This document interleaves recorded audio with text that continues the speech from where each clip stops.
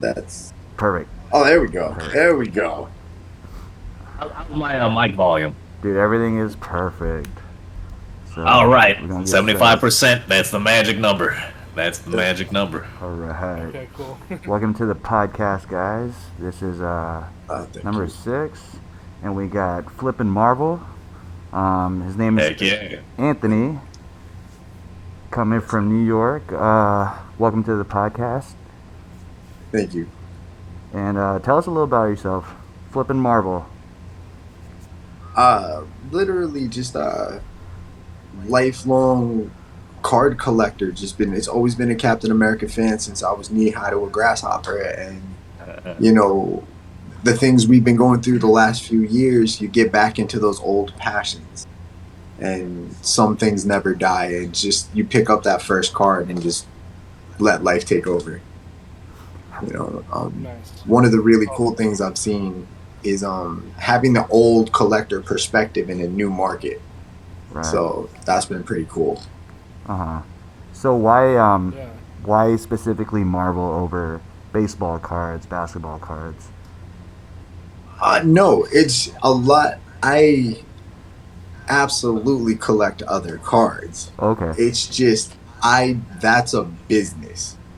For me, Marvel's a passion, and certain things like it doesn't have to be combined. I do the Marvel for fun. It's the nostalgia factor, And some people worry about the value, but I'm like, no. If you like Captain America, boom, here's Captain America. If you like Iron Man, flashback for Iron Man. Things like that. One of the sorry about that.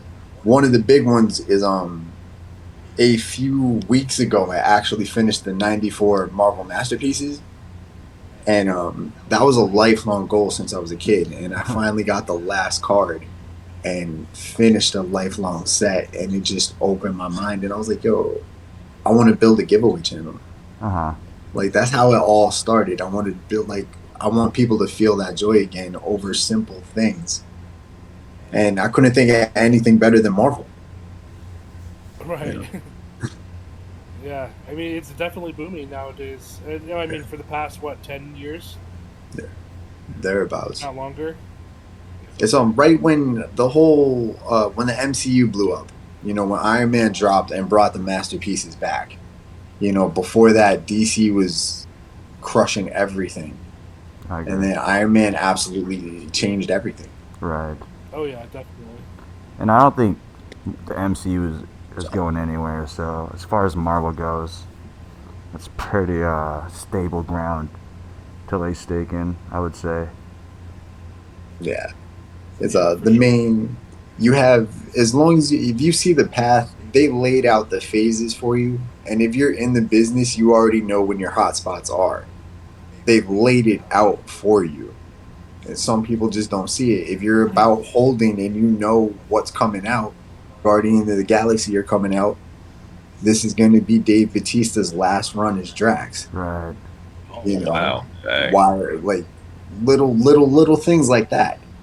But once that movie drops, value's going to hit up. Simple little things. We're getting into spoilers.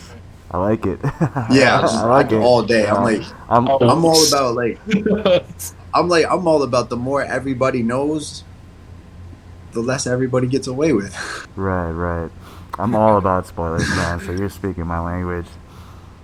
As far as growing up and being a collector, since you were young, how are you able to?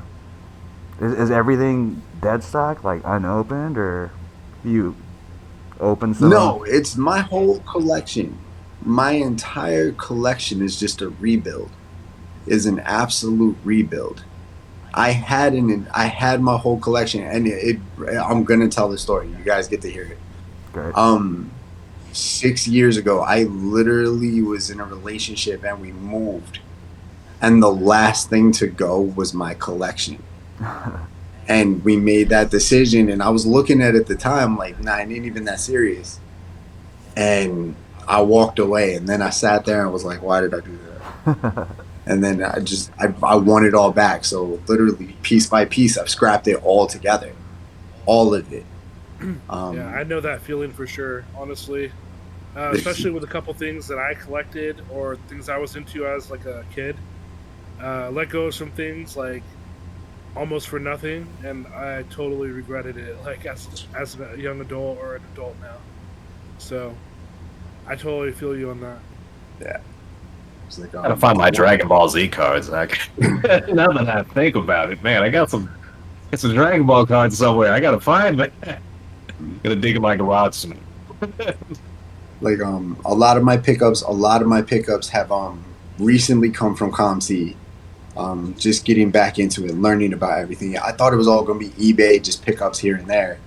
And walking back in and realizing how big the market really, really is. All the different avenues, all the different resources, and taking again that old collector perspective and the grind that we used to do. But now all the information's at your fingertips. Like I don't gotta go anywhere. Like it's all there. It's just gotta put the work in and do the research. Right. Like Right. I find like some people, if you're about the business, then you cannot come in with a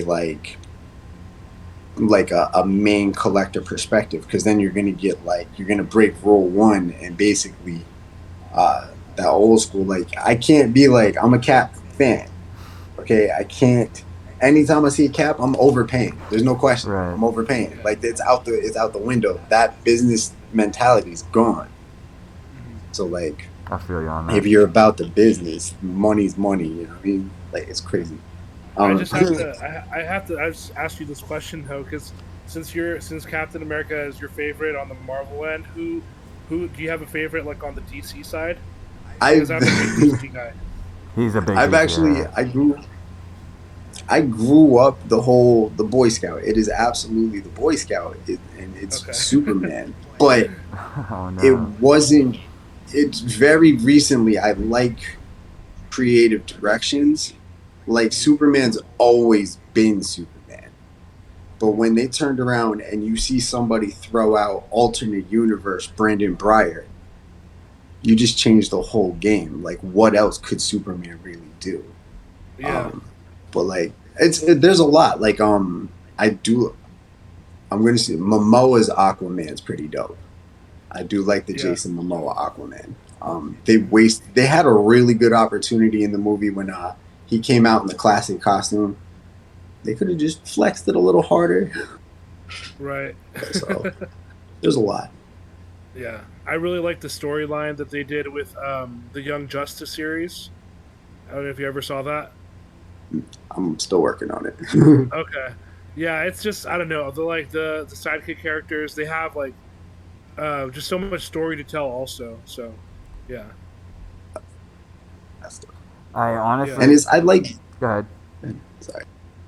No, I absolutely love that. Like I love you see it in the MCU now. We're jumping into phase 5 and 6 that the OGs are gone now. Mm-hmm. And it's the growth of the universe, and it is happening for us in our own lives. Like we are the OGs now.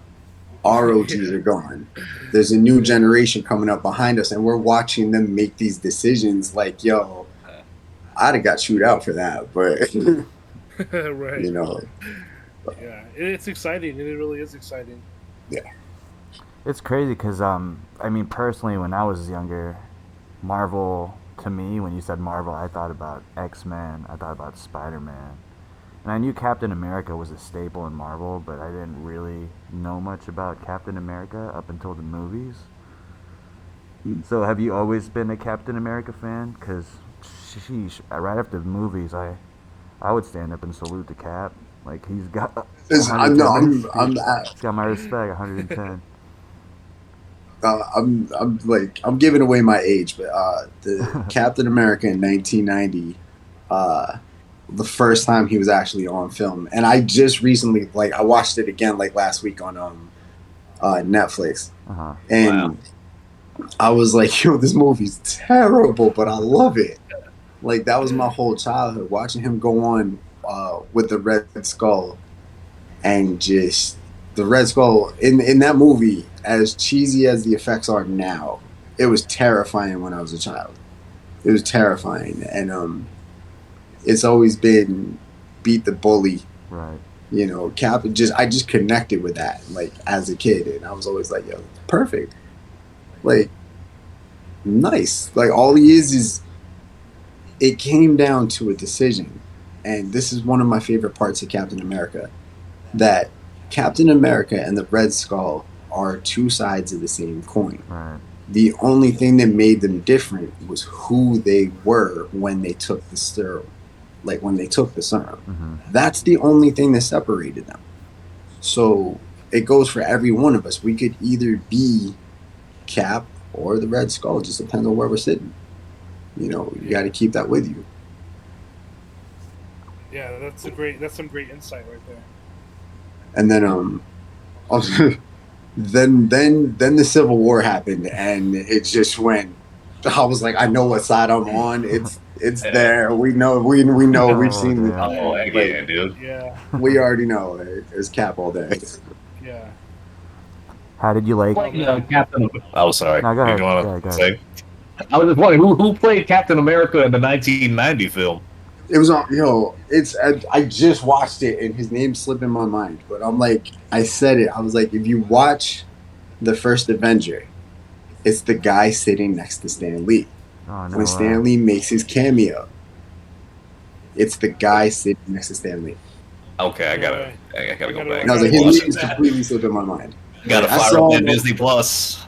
Wait, oh, Yeah. it's so great. Or yeah, my bad, Disney Plus. I forget where I watched it. It's probably the most comic accurate costume of Captain America too. That movie, the OG. Yeah, it's so I was. It's like painted on. At some points, it's like a latex outfit, and like he could peel it off. It's so funny. Oh man.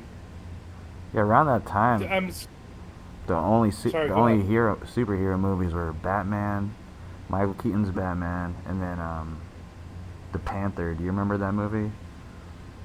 The I do remember the Batman. Right. I'll give you Batman '89 absolutely changed. Like I can do movies all day. Batman '89 changed comic book movies. Yeah, they did.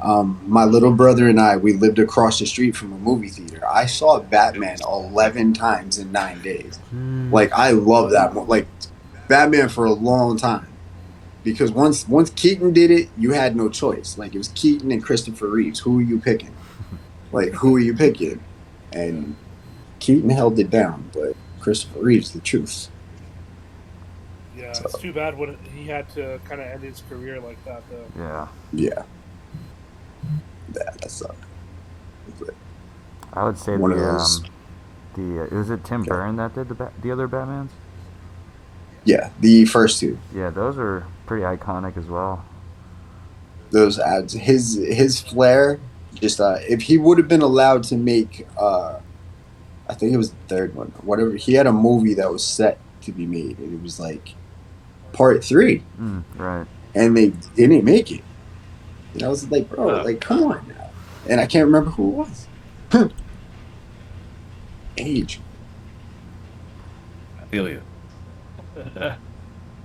You know, I always think about like the Civil War movie because and when I was in high school, the Civil War series came out, the comic series, and I mean it was like by far even now, it's like one of the best comic series I've read. I haven't read all the comics, but it would have just been insane if they could have done it like how it was in the comics, with all the team ups, and then or when spoiler alert, when Tony Stark built the AI Thor and he blasts a hole through Goliath. Yes. It was just like ridiculous.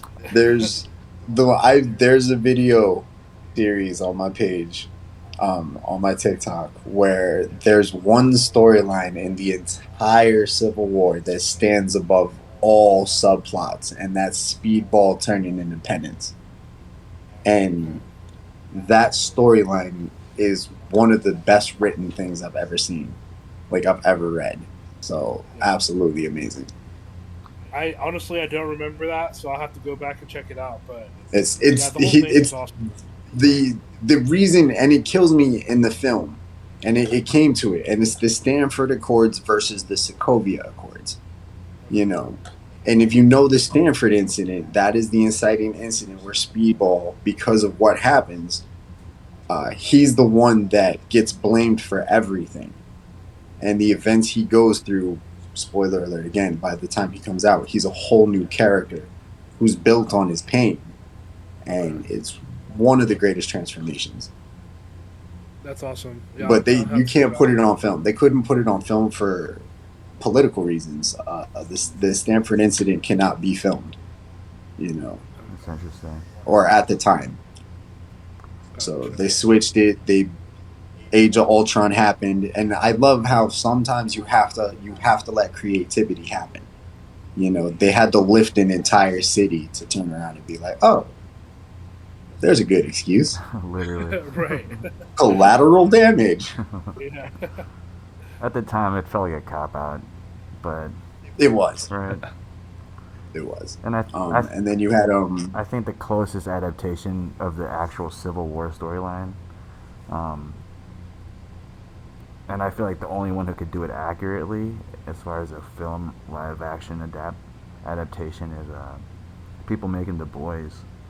They get kind of Civil War-y as far as the like the plot, they would do it. you know, storyline, and even the graphicness of how violent some of the actions and how they take place. I feel like they would capture it pretty well. Oh, that stuff's gory, man. Yeah. Yeah. Watchmen has a similar taste, you know, in that movie too. That's right. For a long time. That was one of those stories I grew up on, like Alan Moore as a storyteller, phenomenal.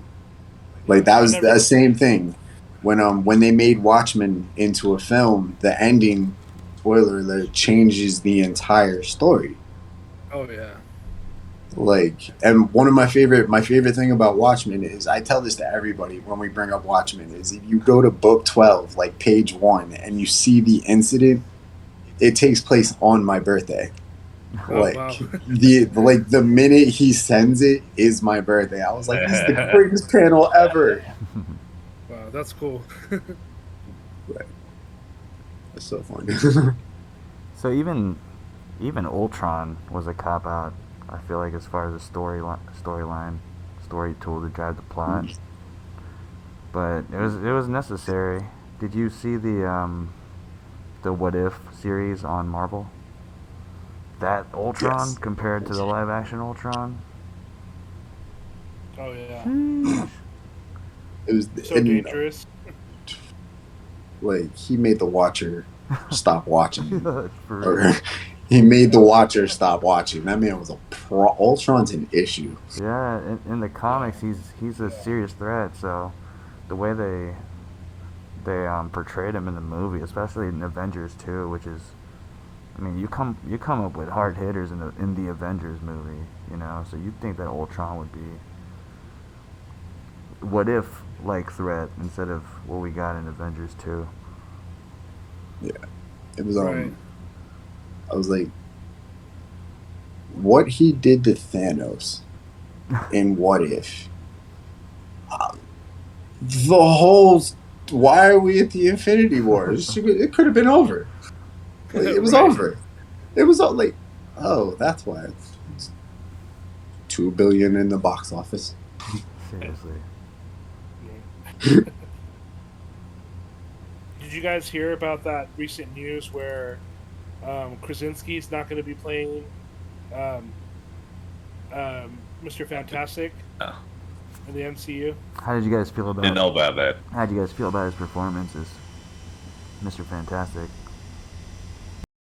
I liked it. I mean, I think he's a great actor overall. Yeah. It's I did like it. I loved it. I actually loved it, and I was like, blew my mind. But then I saw things online that were like, it was a one-off. It was like literally for fan love. But I was like, man, if you're gonna nail it, you wasted it, but you nailed it. Yeah, because I remember all the like fan pages had fan casted him so many times Yeah. as Mr. Fantastic. It's just, oh man, that's too bad. It's too bad to hear, but I'm sure it'll still be great, whatever whoever they choose. Yeah, I heard it was a audition. Well, not necessarily an audition Like, because he got the role, but it was like a trial to see how the crowd reacted to his performance as Mr. Fantastic. Personally, I thought it was kind of mid. Like, it was one of those things where you kind of imagined it to be better than how it actually is. Honestly, I like the OG, the Fox Mr. Fantastic over John Krasinski. I thought he was casted appropriately in the first OG movies. yes. Yeah, he, I was like, Krasinski could have been Captain America. Just throwing that out there. Oh, He yeah, was that's on that. right. He was That's on true. that list. Agree. Yeah, that's He was true. on that list. But absolutely, Iowan Buford from the OG movies where Chris Evans was the Human Torch, amazing Mr. Fantastic, Right. and that was probably at the time the most Marvel accurate comic movie. Um, Yeah.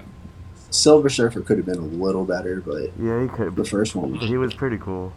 I agree. he was like his effect was flames, Right. like his absolute Yeah. when they did that liquid metal like killed it. I always think of their like commercial when Johnny Storm is chasing after the Silver Surfer. Iconic scene. That's like always like what comes to mind for me. So that was so awesome. I feel like the most, the biggest disappointment in that series was Galactus. Yes. Oh my gosh!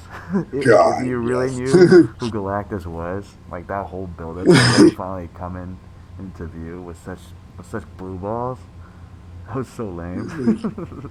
It's like, I was so mad. That was the worst. That was probably the worst cameo. It wasn't even a role. Like he had a cameo and just bounced. For real. Kevin Feige, if you're listening, please learn from your mistakes. Yes. Just once. It's like, come on, man. Yeah, but with that said, I feel like the bar is really high. I mean, it's high because John Krasinski is a pretty A-list actor, I would say. And, Oh yeah. I mean, He's up. they're not really 100% on him being Mr. Fantastic. But I feel like the bar is even higher for a Doctor Doom to be casted. Yes. Mm-hmm.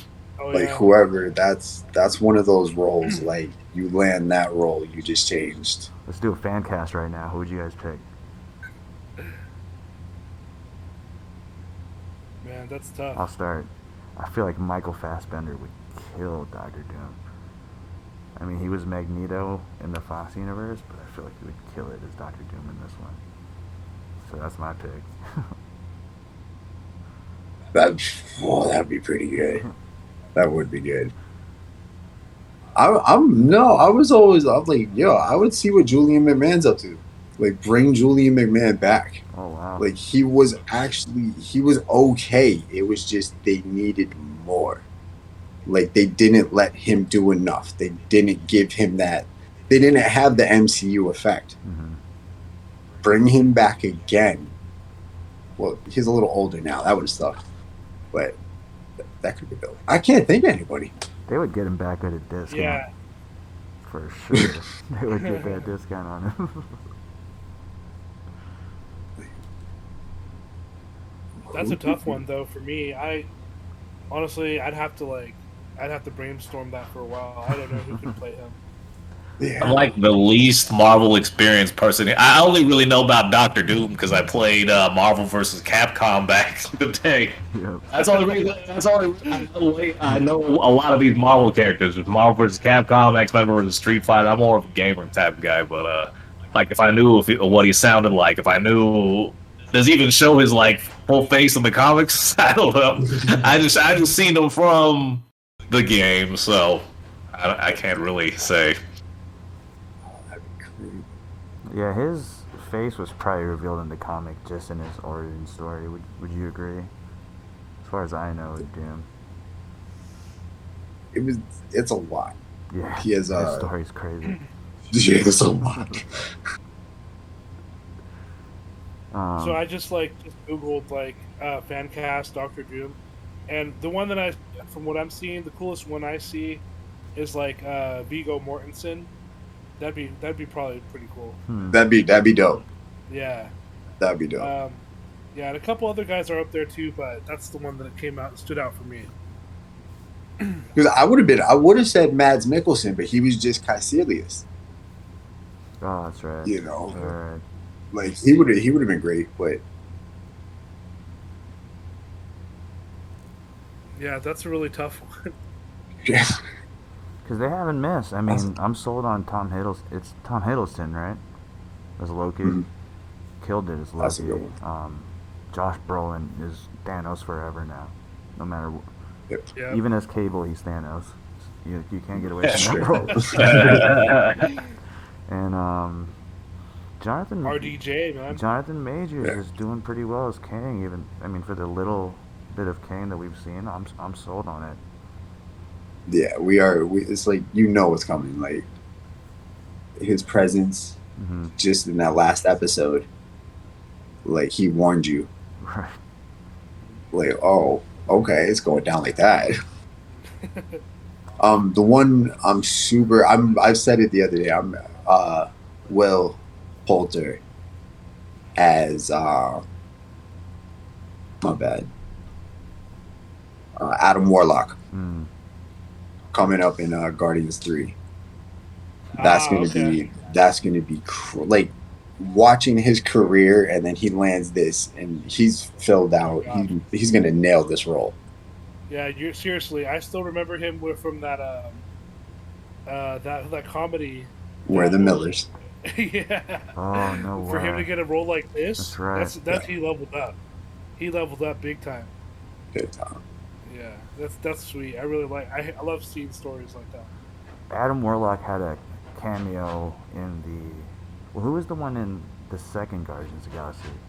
At the post credits. He was at the end. Oh, He okay. was at the end, but he's in the cocoon. There it is. Okay, so they don't actually show the character in hibernation; they just show the cocoon, right? Yeah, he was Oh, just okay. there. Cool. The one I remember, and I did this because I love movies, and I was like the storyline when I was watching Infinity War. Before the end credit scene, I was like, "There's only two people that the MCU are gonna bring, and it's either Adam Warlock or it's Captain Marvel."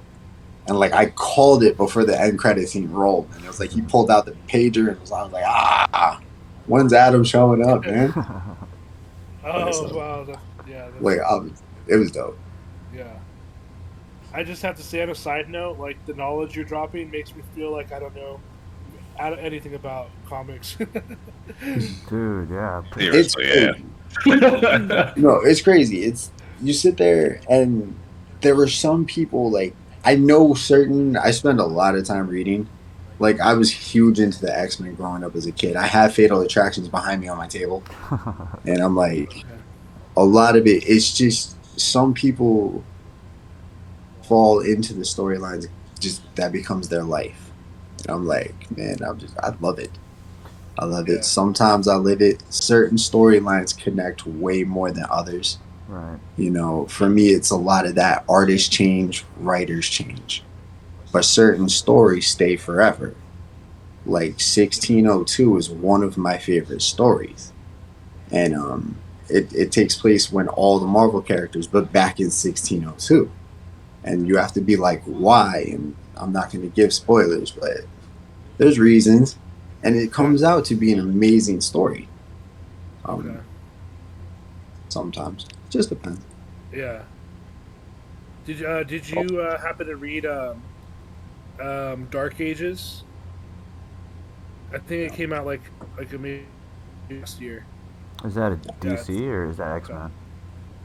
It's Marvel. Pretty sure it's like Avengers. But pretty much the plot is like Magneto did something to the Earth and all the electricity's gone. Mm. So Iron is like powered by steam and like stuff like that. It's pretty sick. I only briefly looked into it, but it's from what I read, it was pretty sick. Steampunk Iron Man, huh? Pretty much. Right? Like, Yeah. I'm about to throw that in the AI just see what comes up. That's the thing about Marvel. Stanley did his homework 110% on every character that he created, or that is a part of the Marvel universe. So, for Disney to acquire Marvel and all the storylines that come attached with that, whatever price they paid, they got a deal for that because they are set for fucking movies. They're set for cartoons. They could fucking make children's book with these storylines, somewhat kind of altered a little bit to make it Disney. Yeah. Like Mickey Mouse might pop out Yeah. real quick. Right. But man, no, I mean, plus we're talking about Marvel. I mean, Star Wars has their own comic universe as well. That's pretty vast and diverse. Oh yeah. So cool. Absolutely. And Disney's got a hold of Like- that. So, which leads me to my question: how do you feel about Disney being in control now of the Marvel narrative? As a person who's been a fan and knows the original storylines, because I mean, It's- Civil War was okay. I mean, I'll take that because they won me over with the Winter Soldier, Captain America, and the Iron Man drama. That shit spoke to the heart, you know. I was just one of those best, like the little side that plot right there caught me off guard, and when that reveal happened, I was like, "Oh, that's how they did it." It was like that's gonna be so cool, and then watching that fight, it's interesting to watch because comics are always generally a reflection of the times we live in, and when I was younger, I didn't care about the political environment. It wasn't about that. It was about who looked the best and who was the strongest. Right. The story that shook everybody was when Superman died. That's when people paid attention. You had to do something major for people to care. At the time, comics was dead for a minute. It wasn't necessarily dead. It flatlined for a second. And certain things shook up, and then DC with Batman '89 brought everything back. But now watching it, these are the kids that grew up. Now we tell different stories. A lot of mantle passing is happening right now. Second generations of the same character. X-23 is the all new Wolverine? Like, so, you have the mighty Thor, like, Right. where are these second generations? Then you turn around and you can tell what if is the greatest question ever. You can do whatever with that. You got Miles getting into trouble left and right because of a writer. But then Miles also held the Cap shield, So don't, like, it just depends. And some people would be concerned about the vast control that one company has towards any narrative, but you only get to live once. Watch the stories that you want to watch. That's the best way to live it. Read what you want to read. Don't read what's given to you. Read what you want to read. Right. That's true. As a kid, I didn't really give a shit about any of the storylines. I would more or less tune into who was fighting who, Like Spider-Man's fighting Venom. Oh shit, there's a red Venom. Oh, Carnage, Spider-Man's going against Venom and Carnage. That's how they drew me in, even opening up a comic book. I mean, other than that, I'd be tuning into the cartoons. But, geez, are you also well-versed into the Star Wars comics? Not the comics. Okay. There are certain characters. Again, there's one character I'm like Revan till I die. Like literally the game and then the follow-up book. Revan's my like main. Phasma, read her follow-up book. Like her losing to Finn was an absolute joke, and I'll say that till I'm dying. Finn should have lost. Yeah, what was that? Finn should have. She would have whacked one-on-one. She would have whacked Finn. Like I don't know how she lost. Like read the book. She would have destroyed that man. Yeah. Like BB-8 cheated. That was like a Disney thing for sure. Yeah. Like her book, the book alone I have it in my house, my other house. Literally, like one of the best follow-up books. Like hers is, it's like a precursor, prelude, and then it leads up to the events. Is how General Hux becomes General Hux, but it's her having the events in there. Mm-hmm. But and then like I said, Revan, Always and Forever. You know, Drew Karpyshyn wrote Knights of the Old Republic, and then he turned around and wrote Revan's follow-up book. You know, so Yeah, I love that game, Knights of the Old Republic. That was such an awesome game. that's my go game. That's Yeah. number one on my list. Yeah. Is that storyline canon now? Knights of I the would Republic? hope so. Or which one, the Revan or? Well, yeah, it was in Revan from the Knights of the Old Republic. He was created after. Yeah, but Sorry, he was all. It also takes place a solid 10,000 years before everything else. Like the Knights of the Old Republic are so far ahead of everybody else that they are the legends. That like it's insane. Like a lot of people, it feels like it takes place in the same time, but it really does not. It's like a solid 10,000 year gap between Revan's time and everybody else's. Yeah, that's nuts. I'm gonna double check that, but yeah, he's crazy time period. he's a Sith Lord or like an anti-Jedi, or what is he? No, at one point, complete spoiler alert, but also this game came out when I was like 20, so if you haven't, then you're just too late. On you. So Revan's story, and this is why I absolutely love Knights of the Old Republic. It is considered the greatest twist in gaming for a lot of people. You play as your character the whole game, and you're having dreams about this Sith Lord named Darth Revan. And throughout the game, you play and you save your friends and you build your team and you build the relationships with your team. And they tell you stories about Revan. You have to fight Revan's apprentice, who is Darth Malak, who has assumed the role of Sith Lord. And spoiler alert, you were Revan the whole time. Yeah. You were Revan. All the atrocities he did, and it was one of the best games because you could your decisions made the game. If you were light side, you got light side, people would react to you differently. But if you did dirt, you would go dark side. How you played the game affected it. So you're trying to be the hero because you want to be the good Jedi. You want to be Luke Skywalker. That's crazy. To find out you're the worst thing in the universe. Like, oh my god, earth shattering. Yeah. And then no, the follow-up book though, like I've said, that the follow-up book just takes you to what happens after, and he saves the galaxy, but it doesn't end well for him. He doesn't die, but it doesn't end well. So it's one of the best, a really good book too.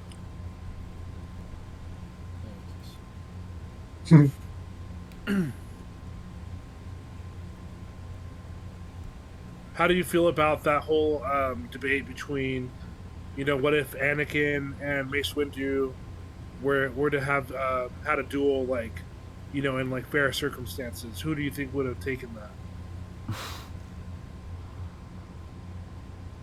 I'm just biased because I always liked Mace Windu. So Right, and I'm like, at the time, the question you have to ask yourself is at the time of that fight, right? yeah, Vader's not like, he's not Vader. He's still Skywalker. Right. He's not full blown Vader yet.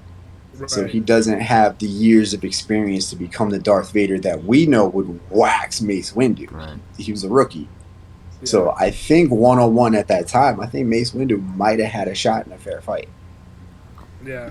That scene from that But that's a Obi-Wan strong show. maybe. I thought. That scene from that Obi-Wan show where they were exposing Anakin being too emotional. After that scene, I mean, Yeah.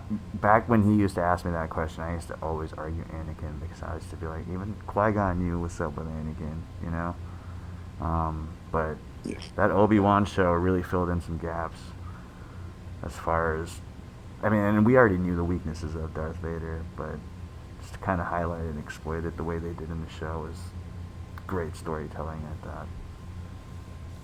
Yeah.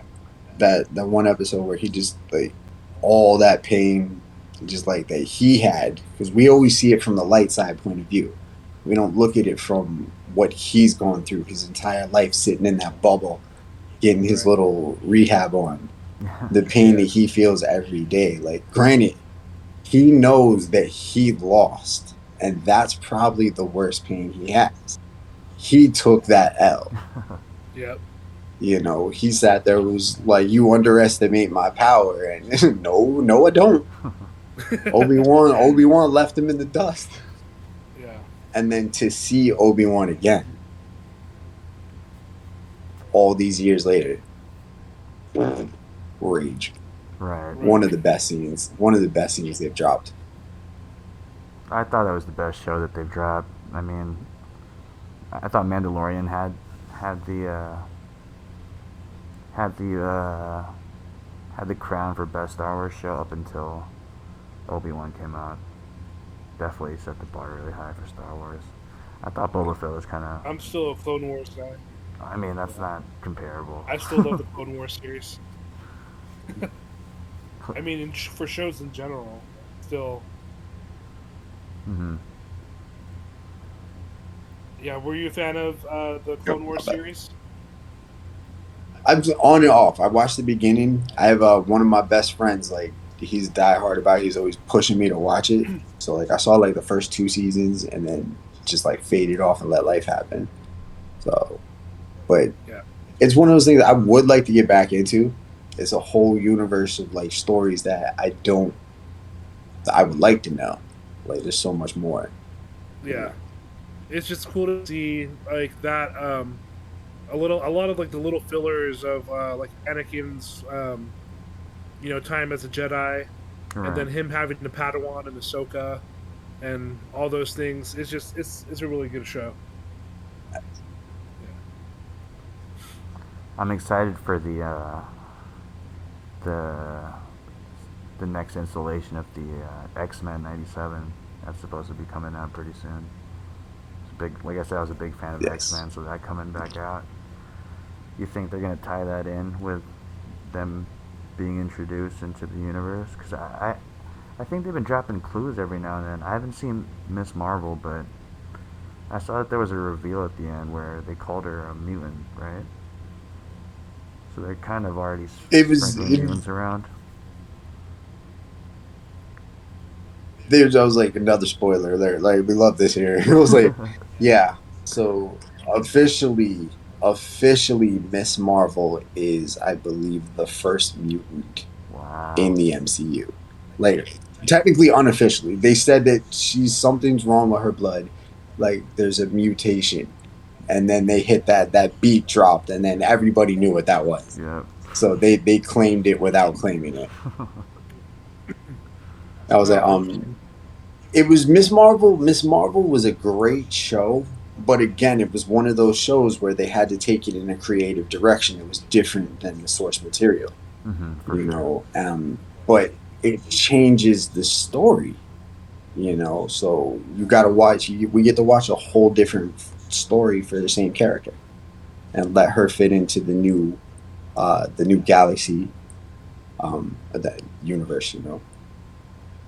So many different things. Yeah, it's crazy. There's so many things to, like, pay attention to. It's hard Like, to there's keep up sometimes. so many. Like, I was really looking at it. If you look at the timeline order, there are just so many to pick and choose from, and then they turn around and, like, here's the next few years. Like, we're gonna keep doing this. You're gonna think you get overwhelmed, but no, we're gonna give you like a 3-week break and then drop a new show. You're gonna be all right. And like Marvel or Disney's taking no chances.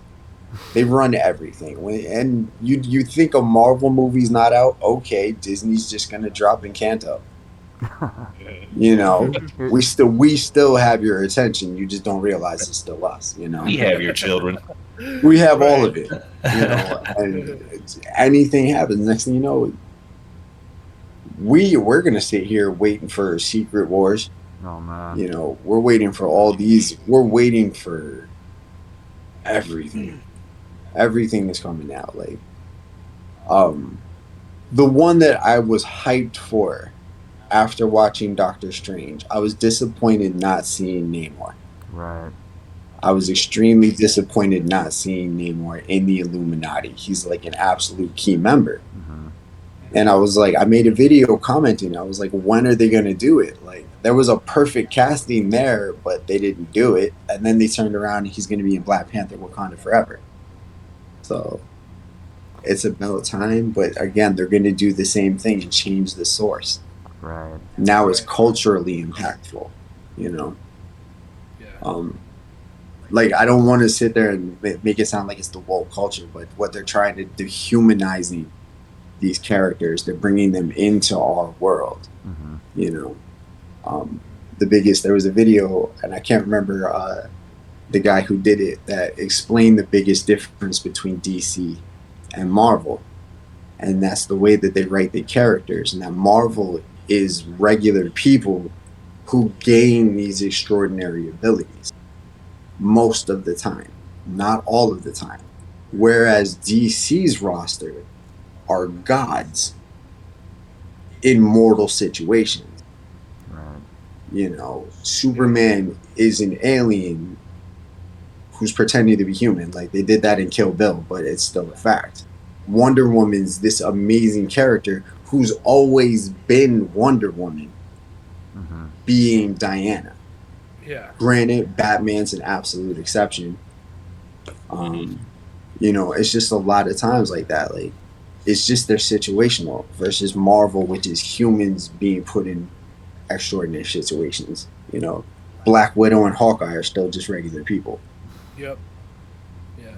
You know, and they're on the core roster. Yeah.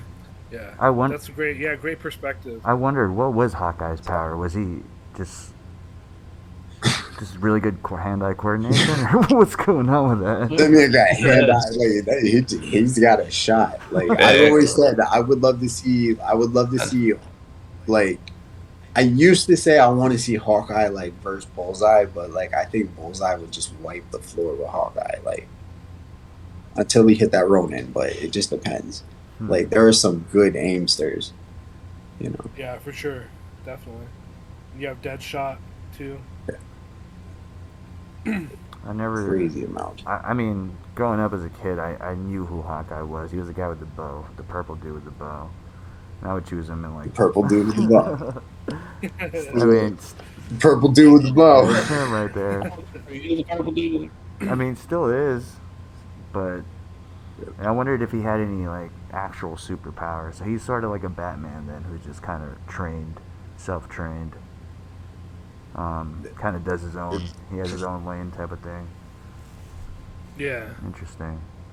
He has one of the best lines in Age of Ultron is his discussion with Wanda at the end when Wanda's scared, and he's like, "None of this makes sense. There's robots. I'm out here with a bow.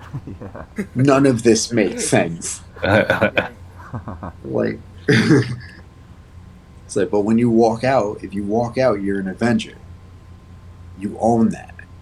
Yeah. And then she came out, did her thing, and that's like the first real view we get of the Wanda hitting her powers.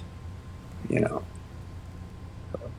I have to ask you, because you're not only a comic book guy, but you also are big into movies. How did you feel, and what would you rate out of 10 the Robert Pattinson Batman that just came out? It was honestly like a 7.5, and that's just being real. I liked it. I didn't love it. Mm-hmm. I liked it. I thought it was creative, and it is a fantastic starting film to build the universe on. 100%. The Riddler, wow. I'll give him that. In that universe, that is a fantastic adaptation of the Riddler. Robert himself is a little too broody. Like, he's extra broody. Like, for no reason. It's too dark. Granted, it's dark and gritty. Mm-hmm. But, like, okay. You know what? No. It's just dark. And I liked it. I did like it. I'm excited to see if they do more things. You know, it was a great starting point. Yeah, me personally, I like being like more of a Batman fan than the other guys. I honestly didn't like it as much. But the one thing I did like though is that I felt like I saw parts of the animated movie Year One. Have you seen that? Yeah, Yeah, and I really like that movie. So I like thought that was it's kind of really cool. cool. Yeah, it's cool seeing the younger Batman. Yeah, Yeah, It's cool seeing like his costume was. I did like his costume. me too. I like this costume a lot. And it's interesting to see like the beginning workings, how him and Alfred have to figure things out. You know, so like him it's always not cool. not always knowing what to do. Yeah. Yeah, so that was cool. I also agree. I thought Riddler stole the show. I mean, I tell everybody I like Robert Pattinson as Batman. I didn't like him as Bruce Wayne. If that makes any sense. He looks good. Yeah, He looks good in the mask. He yeah. he looks like Batman with the mask and stuff on, which some people, even if you put the mask and all that on, they don't look like Batman. That chin and lip feature is very distinctive. For Too some much chin, people. Too much sin. too much lower jaw, Yeah. too Too much. much sin. Like you But can't. he's I feel like I bought him as Batman, but his Bruce Wayne, I agree. Like with no backstory really. I mean, that's kind of the same thing with Tom Holland Spider Man, which I'm not really sold on. Like I know it's repetitive to tell the Uncle Ben story, but without that, you don't really get sold on Spider Man's struggles. I feel So without seeing that with Robert Pattinson's Bruce Wayne, it's kind of hard to empathize why he's so, especially if you're going over the top with it. You kind of have to give an explanation as to why. But I was like, I agree, man. I thought it was a good first movie to bust it open and set the universe. Like it's pretty clear that the pieces of the universe are set now. but it's crazy because looking at it, the two that we see the most are Batman and Spider Man have probably dropped the most solo films individually in like the last 20 years. Call it the last 20 years individually, and that's just not counting each trilogy. Spider Man alone has 8 films hard. Three for Toby, two for Andrew, three for Tom, my bad. Tom, thank you. And spoiler alert. with Batman, you're sitting here like 8 films in, but we're on like our 5th Batman. Right. We're bouncing back. We don't have continuity enough to care about these. Like Christian Bale killed it in the whole trilogy. When you look at the whole trilogy, Yeah, he's my um, favorite for sure. and like I liked parts of Batfleck. I think like he was absolutely jacked Batman. His Bruce Wayne was filthy rich. Filth like that's money. Like that's money Yeah, Bruce Wayne. Yeah, that's him. But Michael Keaton's always had the best Bruce. Like Michael Keaton's Bruce Wayne's the best Bruce. Anthony, George Clooney. I'm just kidding. who's your favorite Spider-Man? This is so funny. I was bringing it. Somebody asked me that question earlier today, and it's Tobey Maguire. It is Tobey Maguire. Like I liked the Amazing Spider-Man and what they tried to do. They tried. They killed Gwen. Mm-hmm. Oh, they killed Gwen. Great job. Tom is for the younger generation. Right. It's for the younger generation getting into it. And I'm not going to say I can't relate to it. I was in that, like, I was a kid too. But at this point, I've seen that young Spider-Man so many times. So many times. I've seen teenage high school Spider-Man. But with Toby, he was in high school for a minute. They covered it, let it go. Yeah. He fought Flash, he graduated. Mm-hmm. And they moved on to Spider-Man, like his actual life. Like you don't got to deal with the high school drama. Right. Get into like Peter Parker and Spider-Man having to deal with holding a job down while worried about the Goblin terrorizing the city. Yeah. Spider-Man gotta pay his bills, but he really wants to go fight the Sandman. Yeah. Really? But he's got to do it because he made a decision that lost the life of his uncle, and that's why he gets up and he puts the work in every day. You know, it's that mythos that impacts everybody. It's a great point. You know, I always used to pick Andrew Garfield just because he captured the essence of Peter Parker to me. But to your point, they tried. He didn't do Spider-Man 2. He didn't do Spider-Man 1. Amazing Spider-Man 1 and Amazing Spider-Man 2 were alright. Like, you saw the potential. But with that said, and I mean, you kind of hinted at a spoiler too, Amazing Spider-Man 3, if that ends up coming out, and if that ends up being good, and if that ends up tying in Venom, there's a big case for Andrew Garfield being the best Spider-Man. If they do that right, in my opinion. and it's an if, and it's immediate if. They got like literally they pull that off. Our last image, granted, besides No Way Home, our last image of Andrew Garfield as Spider-Man was fighting Paul Giamatti as the Rhino. Right. Oh yeah. Which was And they just cut to black. That's our lasting image. image. Like, could have been an amazing, legendary fight.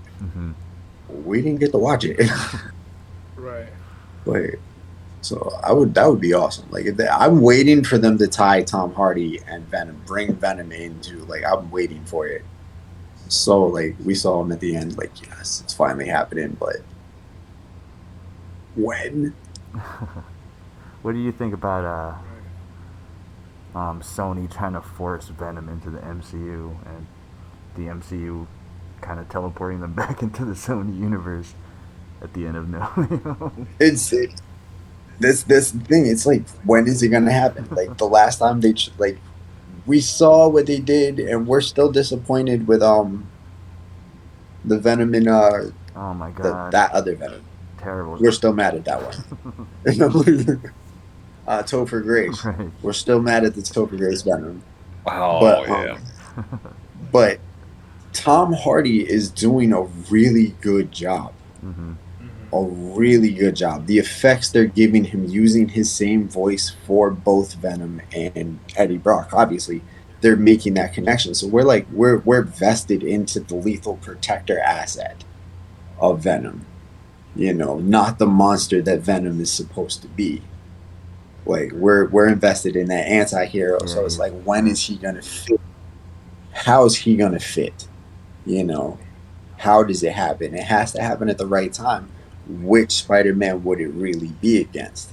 You know, there are so many options still on the table, but it would be amazing for him to come against Andrew. That would be awesome. So let's say you're head of Sony and Kevin Feige's like, hey, let's do the Venom versus Spider-Man. Which Spider-Man do you want to do against Venom? Which one are you choosing? No, I'm picking Andrew. You'd have to pick Andrew because you'd think, like, he might be the only one to be able to stand up. Like, Tom's going to have the Iron Spider, so he's going to cheat and use his machines. Yeah. You know, he's going to use technology, you know, but I think one-on-one Andrew versus Tom Hardy would be amazing. Like, Spider-Man, their Spider-Man and Venom. Like, I would love to fit. Like, he fits most in that universe. Like, it just feels that way. He doesn't have the newer Spider-Man feeling. He doesn't have the Tobey Maguire feeling. Like, the aesthetic that they're giving for Venom is absolutely the Amazing Spider-Man. Like, he fits in there. He would stand. You put him next to Elektra. They belong in the same movie. You know, that'd be crazy. Yeah, that would be awesome. Like, the one that broke my heart was the Green Goblin in the Amazing Spider-Man still breaks my heart that we didn't get to see the Sinister Six and they absolutely wasted. I'm still hurt. Like, I'm still hurt. They set it up and just, I wanted it. Yeah, they're teasing it. Sony, man.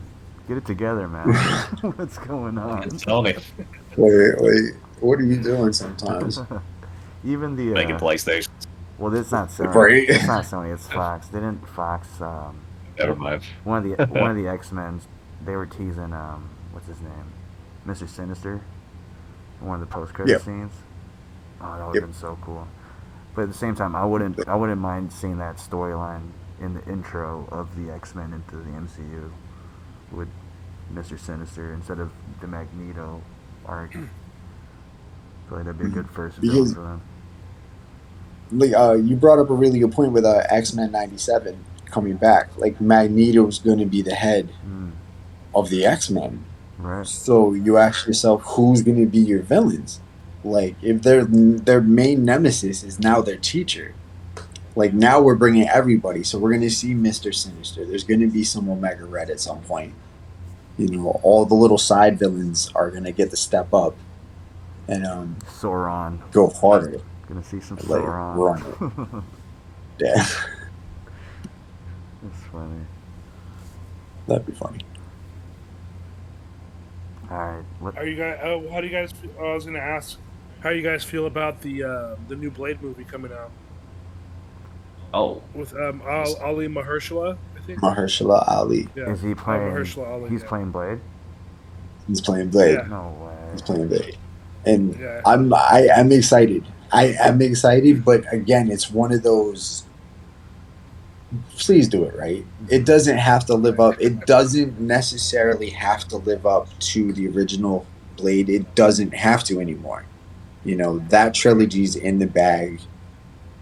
You have a whole new universe to touch. You know, I think if they do it right, but how I hope they do it right. It's really questionable. How much do you have to work with the Daywalker? You know, how much is it going to fit? Because now you're bringing vampires essentially into the MCU. You're adding a whole new creature into a whole new, depending on how you touch it. You're bringing a whole new Right. subject matter into this superhero world. How is that going to fit in? Is it going to fit in? Is it going to stand alone? We don't know yet. You know, Right. Yeah. Like- Either way, I'm still excited to see it. I loved seeing Blade as a kid, and so I'm just excited that they're bringing it back. it's really cool. It is cool. It's so crazy. Like he did. Go ahead. I'm sorry. Like, I feel like things are moving so fast. Like, we already have a live adaptation of Miss Marvel. We already have She-Hulk. Like, that's so fucking far out there as far as back when Iron Man and Captain America started, waiting for Oh, yeah. Spider-Man to show up. I mean, we already have Yeah. fucking Moon Knight, who's such a sub character. I feel like in the comic universe that he's already out there. Speaking of Moon, You're right, though. did you guys like Moon Knight? How did you guys feel about that show? For me, it was mids, man. I wasn't blown away. I think he's a cool character, though. I really do like his character. Like the idea of it, especially. But I don't know. The show it was okay for me. Mm-hmm. I'm inclined to agree. It was like it wasn't blowing me away. Like visually, it's stunning. Right. Visually, it has its moments, but the story was weak. Yeah. Which The was story was which was crazy because they had Oscar Isaac as Moon Knight. Yeah. Yeah. They really He's invested. great. Yeah.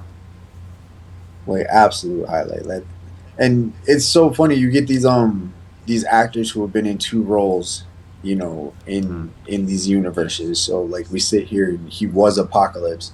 Granted, whole different company, and he still fits in the universe. But now it's like, nah, we got you, yo. You're gonna be Moon Knight. Like, okay, thank you. He's 0-2. It's like Chris Evans. You were the Human Torch. You're Captain America now. Right. Chris Evans is 2 for 2. I think for superheroes. Oscar Isaac's 0-2. Apocalypse. I was like, it was be like, I'm be like, Ryan, you were Green Lantern. Let's ink this deal. Let's finally make this happen. Like, you did this. We're gonna do this with you. That's funny.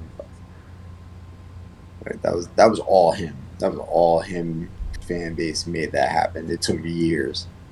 Like, one of my favorites. For Green Lantern. No, when his Deadpool, his journey to get Deadpool made, like Oh yeah. the He's amount so of good. work, like Yeah. I love him as Deadpool. He's amazing. And I was like, He is. we had the questions too. My girlfriend was like, why does everybody love Ryan Reynolds? And I'm like, man, we were Van Wilder with him. We watched him. Like, we've watched him be that dirtbag in Waiting, you know. We watched the roles he came from. And now it's like, he do no wrong, man. He's the guy, he was the kid that just kept living the dream. Yeah. That And attitude, like, he was in Blade also, in one of those Blades. yep. It's Hannibal. I totally forgot about that. It was a Blade 3. That was Blade Trinity. Okay. Yeah. Ryan Reynolds was. He's done some cool stuff. Yeah, he got rock bottom by Triple H. One of my favorites. Like, Oh shit. he got yoked up by Triple H. It was one of my favorite scenes. That's funny. He's one of the highlights of that movie, though. Like, he killed that role. Yeah, he did. That was right around that whole. He jumped over to Amityville Horror when he had that jacked beard going on. Like, they forget buff Ryan Reynolds, you know, until the dude showed up, you know. But they forget when Ryan was jacked for a minute. He's one of those like Robert Downey Jr.'s Forever Iron Man. I feel like he fits Deadpool really well. There's for sure. There's Hugh Jackman as Wolverine. There's RDJ. I'd say even Chris Evans is Captain America. He's forever Captain America. Oh yeah, for sure. You can't say that for everyone. Like, I don't think Tom Holland's Spider-Man permanently. I don't think what's his name? Who plays Bruce Banner? Mark Ruffalo. Yeah. I'm not really too sold. I mean, he's sufficing right now because of the Professor Hulk angle, but no one really did Hulk like Edward Norton did Hulk. Like, you could empathize with the rage when he'd be hulking out. Right. Eyes turn all green. Like, you know, he doesn't want to turn. Yeah. Like, he made you feel that. He's using that breathing technique. Yep. Yep. Yeah. Gangster. One of those other roles, I used to say, like, one of the perfect fan castings, and when it happened, was Patrick Stewart as Professor Xavier. Yep. Like, that for was sure. one of those dream castings that you've made that for years. Like, yo, Captain Picard would be perfect. And when it happened, and he's still playing this role, you know. Yeah. So, but you have Giancarlo Esposito wants to take over the mantle. And he wants to play. He wants a role in the MCU, and he's really chasing that Professor X role. Mm-hmm. I see it, but it's hard to. I mean, it's just as big as filling a Wolverine. You know, it's. I mean, Joaquin Phoenix did it with Joker. It was hard for Jared Leto. I don't know if you need a flap and then you need to fill in that flap instead of filling in, the big shoes. It's better to go after the shitty act instead of following the act. But what's his face? I'd say the Green Goblin right now. I forget the actor. Willem Dafoe is the Marvel Universe is Heath Ledger's Joker. Like, he's that guy. That's him, baby. Yeah, that's him. Absolutely. Oh, yeah, definitely. Can't argue with that. He's that guy. I recently saw the fan casting. They did it. Like, they gave Dafoe the whole makeup just to see. Like, they put the effects on him. He would murder that role. Oh, is that if they accurate Green Goblin? That'd be scary. No, he's terrifying. As a Joker? Yeah. Oh, no way. That's I can good. see that. We were like, that was one of those. But Heath is another one. Heath Ledger, for me, is like the best Joker. Like, yeah, same here. Killed that role. Did you see that AI generation of Chris Farley as the Joker? Yes, I did. Yes, I was thinking did. about that. I'm like, that could actually work. That actually worked really well. Like, I was like, wow, like, that's just nuts. Yeah. Like, you have one of the funniest things. Like, I saw that and I was like, we remember Chris. Some of us like, so we remember Chris Farley, For sure. and to see what could have been, but Beverly Hills Ninja. it's like so good. All right, let's wrap it up with the best superhero movie ever made. We'll go one by one. I don't know yet, so whoever has the answer first. You guys Man, can that's go. tough. Well, Spider-Man 2. Jeez, it's a good one. CG was pretty good. I don't know, just just being a high school kid and seeing, Spider-Man 1 was already great. I would say that was a pretty solid sequel, and it had Doctor Octopus. The CG, I gotta watch it again, but I thought the CG in Spider-Man 2 was pretty darn good. It was. I think Maybe you guys could help me out when Vision shoots out War Machine's suit. Is that Civil War? That's Yeah. Civil War, yeah. that's a word. Yeah, so because I love that scene, and then I love the scene when tells Tony that he knew Bucky killed his parents. And for me, Ooh. that was like It was I don't know, on. that was just like made it on. Yeah, Like there's that one moment when Tony does that pullback when he says yes and he snaps back. yeah. Like that realization set in. Like what? Betrayal. Yeah. Like It's just like imagining yourself in that position and like, wow, you didn't tell me that. he was straight up like he was like, I don't care. I'm about to kill you. Like I don't care. He killed my mom. Yeah. Like Yeah, black so on it. Yeah, so for other reasons, but yeah, for me, it'd probably be Civil War currently. It's a good choice. There are so many to pick from, and literally, like my brain just went the whole. I was like, I'm gonna pick a low key. I was like, we said, are we sticking with MCU? Because you said best superhero movie ever made, and I'm like, Mm-hmm. I'm gonna stick with Nah, I'm gonna go with the perfect movie for me. It's absolutely Captain America: The First Avenger. Yeah. Like my favorite. That's my favorite MCU movie. Like his origin, growing, watching him from the skinny Steve Rogers and seeing that he was taking on bullies before he had his powers. That Yeah, it's pretty- that emotional connection in the back alley while he's getting beat up. Mm-hmm. He's still taking. He said, "I could do this all day," and to get that shot. Dr. Erskine, his story, perfect. What is this? One of my absolutely. It's amazing. Yeah, amazing movie too. That movie set the tone for the MCU. I felt like, I mean, more so than the Iron Man movies did. So Yeah. that's a good choice. I'm gonna take it old school. I'm gonna go with and it might be biased because I was an X-Men fan, and it's hard not to pick. So I'm gonna go. Shout out to Wolverine. I mean Logan. I feel like that one deserves a special spot. Absolutely. But I'm gonna go with Days of Future Past. I feel like that X-Men was Okay. one of the craziest X-Men's I've ever seen, and it's gonna be hard to top that in the MCU. That was That's yes. a great movie. Mhm. Great movie That's a too. great I movie. love that movie. That was watching that effect, the way that they did the whole event, and they touched on the Fatal Attractions moment in that movie, like they touched on it, Yeah. with the rhubarb. But that was really good to watch the time jump, how they did it, incorporating.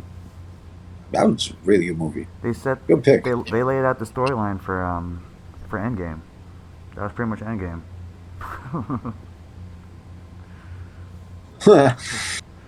But thanks for coming on a podcast. It's Flippin Yeah, Marvel on socials. Where can we find you? Pretty much all socials, literally Instagram. The only one I'm not on is Twitter, but I have a love hate with Twitter.